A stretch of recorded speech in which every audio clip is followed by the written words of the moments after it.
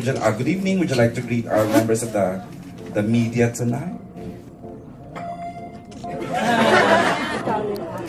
Okay, it's Ruben Maria Sori. Can we use the mic? Ruben Maria Soriques. Okay, Ruben Maria Soriques. Would you like to tell us about something about yourself, sir? How did you get the part and to be part of this Dolce Amore?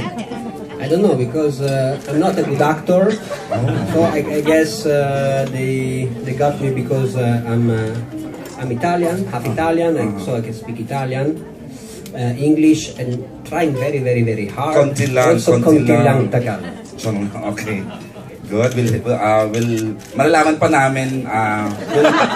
We'll get to know more of you later on. Wow, yun lang baon ko ha, hanggang doon na lang.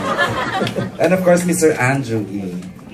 Thank you so much, and of course, buong cast, and of course, director down the level of the production. May I say all thanks to you for giving me a little part in this, and thank you so much. Thank you, and of course, the beautiful Miss Sunshine Cruz. Magandang gabi po sa lahat na nandito ngayon sa cast at sa lahat ng media po na nandito, press people and staff. It's nice to be back. Yes. Yeah, after Oh My G. Ito ulit ako, and this is my first time sa Star Creatives. Wow. And it's really a blessing for me to be a part of this show. Naman. Thank you, Shine. Thank you. And of course, Miss Sherry Hill. This is the official greeting. Hello, officially good evening. And I'm very happy to be part of this show. Look at all these beautiful people. Diba? Magwapo at ang gaganda. So there, thank you, ABS, for inviting me back again. I know. You're always welcome, Sherry.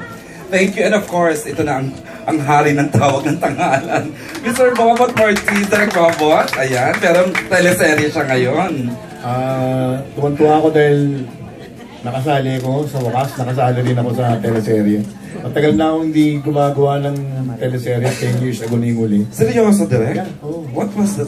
Yung Kampanerang Kuba, yung uli. So, natutuwa ako, wow, ibang klase ng paggawa ng show ngayon. Kaya natutuwa ako, bagong experience sa akin ko sa tagal ko na dito sa industry. Maraming salamat. Welcome back sa Primetime after 10 years, Direk Bobot. And of course, Miss Rio Locsin. Miss Rio, please. Magandang sa inyo lahat. Nakakatuwa kasi kumpare ko to. Ngayon mag-asawa kami dito. At may dalawa akong boys. Talagang looking forward to working every taping day. Maraming salamat po. Thanks, Miss Rio. And of course, Mr. Kian Cipriano. Good evening. Cheers. Salamat sa pagsuporta niyo dito sa parating namin na teleserye Dolce Amore. I'm really happy to be a part of this. Just awesome people. Ano yan? Kumbaga, magpa-picture ako sa kanila. Definitely. Sa show na to. So I'm really honored to be part of this. Thank you, Star Creators. Thank you. Okay, and of course, sobra ako excited siya sa kanya rito. Sabi ko nga, this is his biggest, siguro, exposure sa primetime bida. Ang napakagwapong Mr. Mateo Gilicen. Thank you, sir. Kinakaba naman ako. Unang-unang maraming salamat po. Maraming salamat po, Press Family, for coming. And unang-unang maraming salamat po sa Star Creatives team for having me for the first time. Maraming salamat po sa inyo. Trina, yung CCM team, Sir H. Oh, the birthday girl. Happy birthday. We love you. At saka sa buong cast, I'm excited to work with everybody. At maraming salamat for this new blessing. Salamat po. Thank you, Matty. And of course, ang isa sa pinakamamahal natin love team. Together now, Liza Soberano and Enrique Hill! Hello po, thank you po sa pagmamahal ninyo for your time at sa cast. It's an honor to be working with you guys. At sana po mag-enjoy po. Yes, thank you sa lahat po ng press na pumunta ulit para samahan po kami sa presscon namin. And thank you dahil lagi niyo po kami sinusuportahan. At sana po abangan nyo Dolce Amore this February 15. Yes, ayan na nireview na. Feb 15 na po sa primetime bida. Alam na natin siguro ang time slot na wag na tayong chumars. Okay! Ano yung magpipinali in 8 days direct, diba? Another Star Creatives, of course, pangako sa'yo. Okay, who would like to ask the first question? Siguro, si Glenn Rigondola. Glenn, you want to ask the first question? Can I get a mic? Ayan, Miss Joanne. Medyo may hirapan kang pumasok doon, but pa-share natin. Dominic, pabigay naman ng mic. Ayan. Si Glenn writes for different publications. Enrique. Yes po. Yeah, congrats. Anyway, thank you. Yun, feeling na you're back to prime time and then with Lisa again? Liza. With Liza. Liza po. Yeah. It feels good to be back. Since Forevermore, I mean, nakakamiss din eh. I mean, it's the same team. And, alam mo yung feeling na when people see you, you are reminded of how happy you make them. Yung feeling na gano'n nakakamiss. So, sa mga hindi pa nakaget over dun sa Forevermore, ito na po, we're back. This time ba yung working relationship nyo ni Liza is more personal rather than, di ba, compared to Forevermore? Oo naman. I mean, sa tagal namin nag-bonding dun sa Baguio. After Forevermore, it just goes deeper and better. Kaya may Dolce More, may sweet love na. Maririnig pa ba namin dito yung sigaw mong I love you or iba na ang ano? Paano ba yung in-Italian? Paano ba yun? Ti amo. Ti amo. Yeah. So Liza, how was it working again with them? Oh, it's always a pleasure. Actually, hindi pa po kami masyado nagkaroon ng scenes together. Yung teaser lang po, pero hindi po yun yung mismong ipapalabas po sa teleserye. So, excited ako for the scenes na paparating para sa aming dalawa. So, how is it, you underwent some trainings, di ba? Speaking Italian. So, how was the lesson? Did you, Liza? How, may immersion ba sa yes po, I had 5 sessions for Italian lessons. Sana mas marami pa para mas magaling, pero hindi. Pero nakatulong po yung pagstay namin sa Italy because more than taping, nakalipot talaga ako sa Italy po. And parang pag naririnig mo araw-araw sila na nag-Italian, mas nahahawa, pati yung accent po. O kasi di ba parang one of the most difficult languages yung Italian, and then you were able to submerge. Opo, sobrang hirap po. At saka, medyo complex po yung language. Like, isang sentence po nila, for each person, it's different how you would say it. Like, paano? Parang kung kilala mo, there's a different way you would say, ano ba?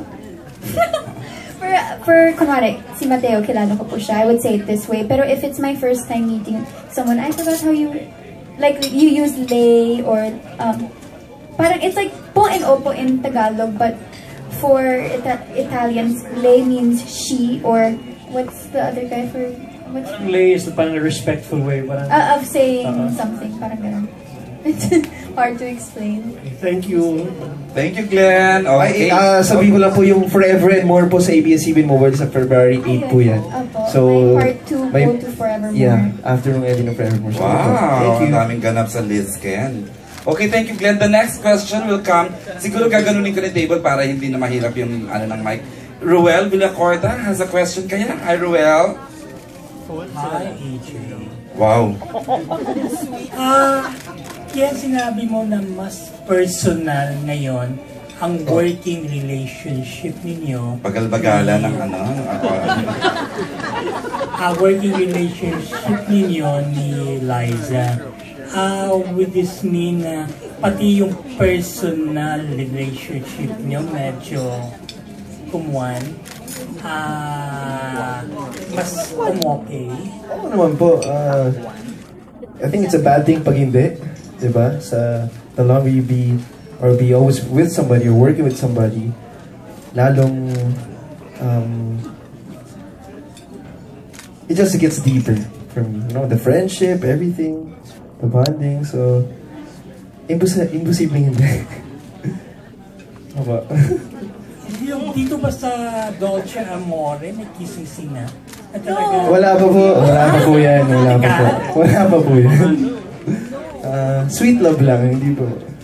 How will you define sweet love? In English mo lang yata. How will I define sweet love? Something very innocent, very real, light, natural. Pag kasama mo yung tao, yung feeling ko, you forget about your problems. Magaan lang. Yeah. Ganun ba, Liza? Ganun ba yan, Liza? Nakainis ka? Opo, yes. For me, sweet love is the really innocent type of love na parang like when you're young and then you have your first crush.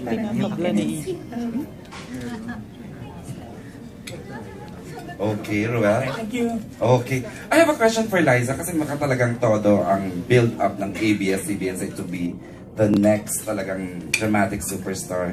Binigyan ka ng mga Miss Sherry Hill na co-actors. How does it feel? Sorry ha, pero ang galing. I mean, with Rio Locsin here, Sunshine Cruise, Direct BM. Okay, go ahead, Liza. Opo, nung una actually, sobrang kinabahan ako kay Miss Sherry kasi syempre we all know her to Dapat. be a very, very sweet. She's so fun. Hindi po kasi she's a very, very good actress. Tapos nung nalaman ko na puro Italian lang yung scenes namin, sobrang na-intimidate ako kasi ayoko naman ng paulit-ulit kami dahil lang sa akin. Ayoko siyang bigyan ng hard time. So, I really, really, really tried hard na maaral yung mga Italian lines. And then, ako sobrang happy ako na at least makakasama ko na po sila veteran actors and actresses na sobrang dami kong matututunan sa kanila. And I'm just excited for the whole show to go on and to learn more from them. Okay. Bago ko ipasa, I'd like to hear from Miss Sherry. Miss Sherry, how did you get the part? I was in New York. In fact, that time, I was on a holiday with the family and visited my parents in California when I had just left New York, and I was gone for 4 months. I think this was the longest time I was away. Wow. And out of the blue, they called and asked me, my manager, Tita June, do you have Schengen visa? I said, why? There's a part for you, and can you fly?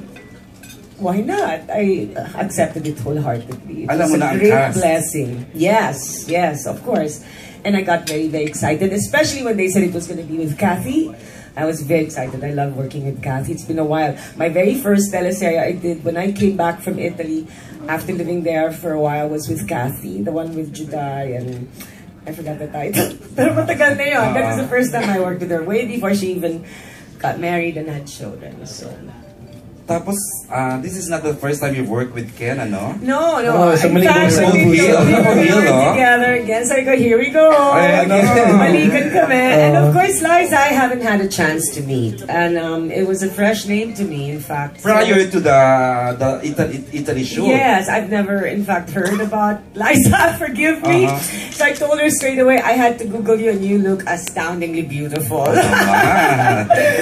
No, but I didn't realize how overnight sikat na pala she became. Okay. You're keeping secrets kasi from me, ha? When we did Muling Buksan ng Puso, you knew her na. Meron na. Yes, I knew you were not telling me anything. You were lang. You were my son, you tell me everything. Okay. No, now I know. And how was the Italy shoot, Miss Sherry? We had a lot of fun. And in 7 days, we shot practically many scenes. And I have to say, Liza works very, very hard with the Italian language. She felt a little embarrassed having to repeat. And I said, I just, of course, felt she was doing so well. And I told her, you're doing fine. Ilan siya. So she spoke it very, very well. In fact, we'd wake up early in the morning, 5 a.m., just to drive to the set. And then in the bus, we'd be practicing it over and over. Masipag si Liza. How did you learn Italian? Sorry, Miss Sherry. I don't really know how. You're Spanish. Kunwari lang yun, oo. Yeah, I grew up with Spanish. So phonetically, it's similar. So sa ears, it's kind of easy to pick up. And then I lived in Italy for a while in Venice for like 3 years. My kids spoke it fluently. So having heard it, that was in 2000. So matagal-tagal na hindi pa nakaka-practice yung dila. And as Liza said, it really helps when you live there and you're there and you hear it a lot. And Ruben helping us a lot with the grammar because the grammar is not easy. So, yeah, because of all that, practicing, nakakaano naman raos. Yan, ha? Mahirap. Ang mas mahirap doon, yung directive ni Kathy, when she finally told me on the second day shoot, I want also that you speak English kasi pag Italian lagi, baka ma-subtitle lagi o ma-dub pa kayo. So, kailangan English. Okay, fine. Pero ang gusto kong English mo, the way Ruben speaks, I said, what? Yung English-Italian? That's even harder. So parang nakakailang, to sound like that because I'm sure people, the viewers never would have heard me speak this way, nor have I ever heard myself speak that way. Sometimes nga nagiging Ukrainian eh. So, Iba pa yun. Mas mahirap mag-accent. So, it's